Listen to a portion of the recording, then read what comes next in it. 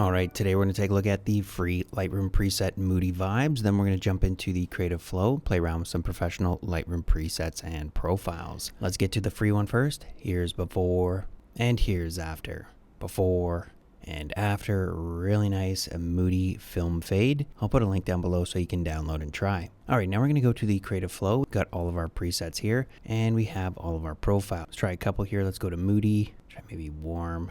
There's a nice warm look. We've also got some in matte.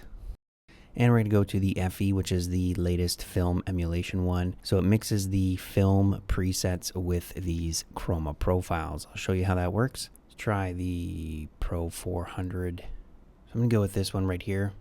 Before to after, give it a click. You're going to notice two things. You get the adjustable preset and you get this classic profile. Now it's pulling from chroma film and I'll show you how those work. You can mix them with any preset. Let's go with our Fuji Pro 400 inspired preset here, and I'm going to boost it up so you can really get those deep tones. Go to 120, close that down. Then we have this profile. So see how the profile works as a film fade, or you can even mix them up. So let's go back here.